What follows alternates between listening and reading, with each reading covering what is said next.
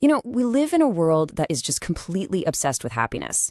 It's the ultimate goal, right? The thing that's supposed to tell us we've lived a good life. But what if I told you that this constant chase, this nonstop pursuit, is the very thing making us miserable?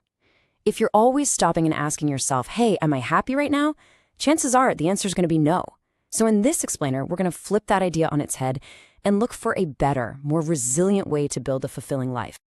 Wow, let's just start with that one. That's from the philosopher Arthur Schopenhauer, and it's a pretty direct shot at our modern way of thinking. He calls the idea that we're here to be happy an inborn error. I mean, think about that. It forces us to question this goal that most of us just accepted as a given. Is it possible the whole point of life we've been sold is actually wrong? And look, this isn't some new age idea. It's a deep human drive. Even Sigmund Freud pointed out that if you ask pretty much anyone what they want out of life, the answer is simple. They want to be happy. This one desire is the engine behind so many of our choices, our ambitions, our anxieties. So why doesn't it seem to work? Why does that engine so often just stall out? Okay, so what's the real problem with making happiness your number one goal? It's funny because the original root of the word happiness in a lot of languages actually means luck or fate, which kind of suggests it was something that happened to you, not something you could achieve. But we try to engineer it anyway, and that puts us on what psychologists call the hedonic treadmill. This right here, this is a feeling I guarantee you've had. The hedonic treadmill is just our natural built-in tendency to adapt to stuff. It doesn't matter what amazing thing happens. You get the promotion, you buy the dream car, you find the perfect relationship. Eventually, you just get used to it. Your happiness level goes right back to its starting point. We're literally just running in place. Seriously, think about it in your own life. That first rush of excitement when you achieve something big, it's amazing. But it's also temporary, isn't it? The thrill fades. The new car just becomes your car. And that feeling of permanent satisfaction you thought you'd finally reached gives way to just normal. And it leaves you asking that same old question. Okay, what's next? And Schopenhauer just nails this cycle perfectly. He argued that feeling a little dissatisfied is basically our default setting. Those little moments of happiness are great, but they're just temporary relief before we find a new thing to want, putting us, as he said, on the rack once more. The treadmill just keeps on turning. And this is where it gets really dangerous. This is the crucial part. What happens when life gets hard? Because it always does, right? Well, if your only goal in life is to feel happy, then any kind of pain or struggle feels like a massive failure. Like there's something wrong with you. You're just not prepared for it, and you're left without any real resilience, without a deeper reason to push through the pain. So this leads us to the big question then. If running after happiness on this treadmill is a trap, if it's a dead end, then what's the alternative? What are we supposed to do instead? What actually provides a stable foundation for a good life? Well, the alternative is a really profound shift in perspective. It's about moving away from the pursuit of happiness and toward the pursuit of meaning. And this isn't just about feeling good. It's about having a reason to feel anything at all. Let's just break down the difference here, because it's huge.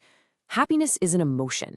It's fleeting. It depends on what's happening to you right now. But meaning is a framework. It's something that lasts. It's not about trying to avoid pain. It's about having a reason why you're willing to endure it. It's the thing that connects all your experiences, the good, the bad, the ugly, into a story that makes sense. And not having that framework, well, that's a serious problem. The famous psychiatrist Carl Jung called it a soul sickness. He saw that in our modern world, we've gotten so fixated on chasing external pleasures that we've totally neglected this deep, fundamental need for a sense of purpose. And perhaps no one understood this better than Viktor Frankl.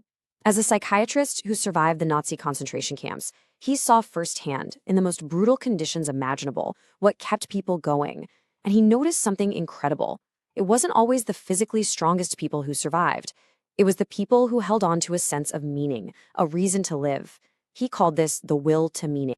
Frankl was a huge fan of this powerful line from Nietzsche, and you can see why. It just perfectly captures his whole discovery.